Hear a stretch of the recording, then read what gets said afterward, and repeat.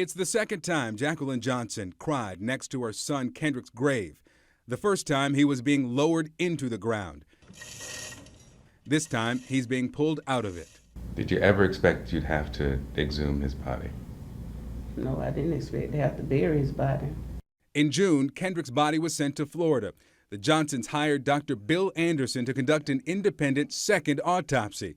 In that autopsy, Anderson told the Johnsons he'd found evidence that Kendrick died as the result of a blow to the neck and not accidental asphyxia, after slipping into a rolled gym mat at school, as investigators in Georgia had said. But what Dr. Anderson did not find shocked them.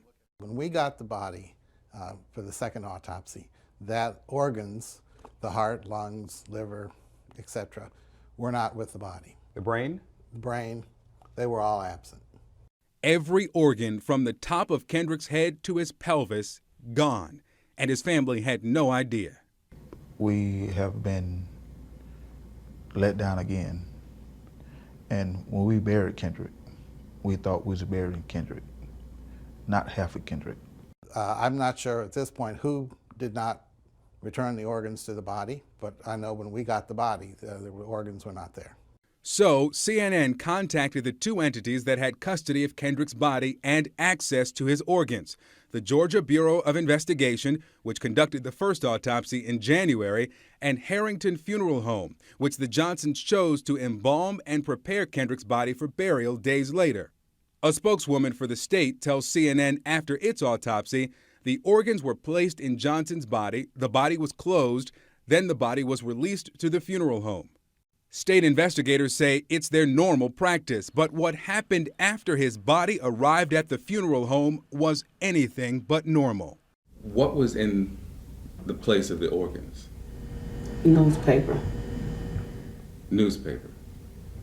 Dr. Anderson showed me the pictures of Kendrick's body he'd taken during the second autopsy. It's a Black Friday ad, JCPenney ad. Yes. Stuffing that newspaper in like he was a garbage can inside his body. It's unbelievable. I'd imagine that that's a different kind of pain. Yep. Why do you think that there would be newspaper stuffed in your child? I never heard of that before. Never. Neither had the founder of a National Embalming Academy contacted by CNN, who said it's not consistent with the standards of care in the industry. Nor had the president of the National Association of Medical Examiners, who told CNN he's never heard of this practice. Why would the funeral home discard his organs and stuff them with newspaper? The question is, why did he tell us? So what exactly did the Harrington Funeral Home do with Kendrick's organs? And why was he stuffed with old newspaper? We went to their office to find out, but their response to us? No comment. However, in a letter to the Johnsons' attorney, Harrington Funeral Home owner Antonio Harrington denies he received Kendrick's organs. He writes in part, his internal organs were destroyed through natural process and henceforth were discarded before the body was sent back to Valdosta.